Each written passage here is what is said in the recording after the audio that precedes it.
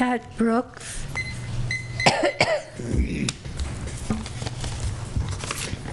Good evening. My name is Kat Brooks. I'm the co-founder of the Anti-Police Terror Project. We were the first responders that were on the ground after Yuvette was murdered. And we've been walking as best we can with the family through this tragedy. And my guess is that this is the beginning of a long engagement with the Emeryville City Council. We're known for our staying power and our commitment to justice. I've been doing work around police terror for a really long time.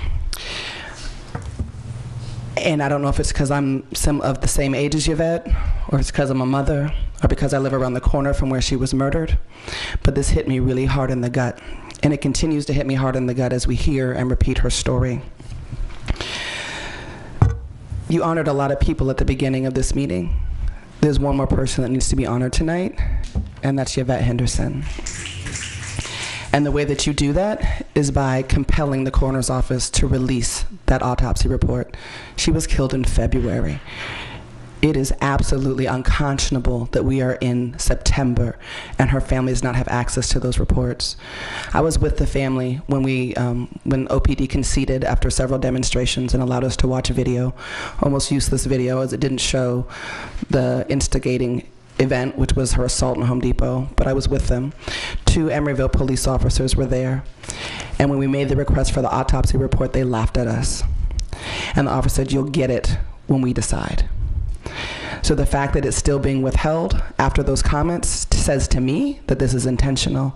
The fact that there's 6 months to file the civil suit, and that time has come and gone, says to me that is being withheld in order to impede the one pathway that a family has after their loved one is stolen to get any type of comfort, to get any kind of justice. They'll never get Yuvette back, but what they can get is some semblance of justice inside of our justice system. People have talked about the disparity between how white people are treated by police and how black people and other folks of color are treated by police. But I'm going to give a very concrete example.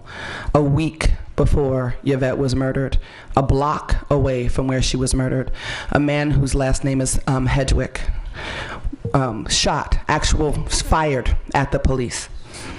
The police retreated, they called a mental health team, and they took him in alive. He had to answer for that before a jury of his peers.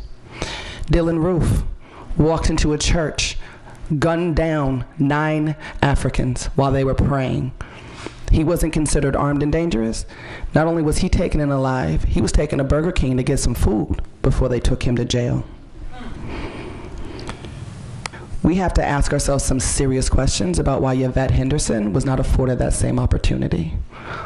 While hundreds, thousands of black people across this country and in the Bay Area, we're up to about 2 a week here.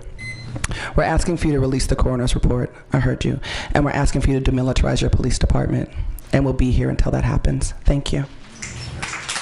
There are no more.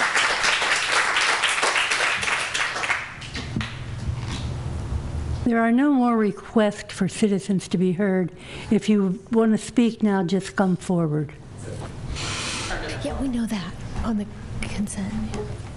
Good evening. My name is Dan Siegel. I'm the attorney for the Hendersen family. I want to thank you all for listening tonight and for paying attention to the speakers who are here. And in fact, I'm going to go to the Oakland City Council meeting next week and tell them how polite the members of this council are. When I came up here tonight, I somehow went back in time and thought about one of the first cases I ever did, which was in 1973, when 3 Emeryville detectives shot 14-year-old Tyrone Guyton in the back. So things haven't changed very much. We're just getting older. But the cycle of violence continues, police violence. I want to stress some things that you can do. And I mean this very seriously, because often city councils and similar bodies allow themselves to be led by staff, led by police departments, don't interject themselves. You should meet with your city attorney, your city manager, and get those reports released. I know they're done. 7 months ago is when this killing happened. Neither Oakland nor Emeryville has released its report. The coroner says And I've been in touch with the coroner. We're not releasing our report because the police departments asked us not to until they finish their investigations. Yes, that's true. And that was the same situation that occurred in the Alan Bluford case until 50 people went to the coroner's office. So that's one thing you can do. I think withholding these reports is strategic. They don't want us to know what the police know. They want to impede legal action and so on. So meet with your staff and get these reports released. The other thing you can do is take a stand on the weaponry that your department has. You know, in 1980, when Ronald Reagan started the war on drugs, there were 200,000 people in prison in this country. Today, there are 2.2 million people in prison and jails in this country, mostly for nonviolent drug offenses. At the same time, they started releasing military-grade weapons to police departments all over the country. Assault weapons, tanks, helicopters, and similar things. And most police departments just said, great, we can use these. But that exacerbated by tenfold the alienation between the police departments and the communities that they're supposed to police.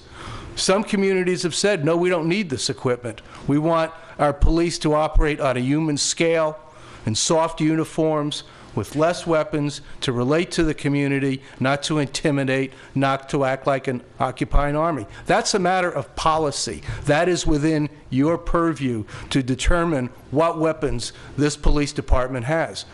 I read just a couple of days ago, Walmart has decided to stop selling AR-15s. Well, Emeryville can stop using AR-15s. So in addition to all you've heard tonight, I urge you very strongly to act with your authority as elected representatives of this community and take control of this situation so we don't have to keep coming back here. Thank you.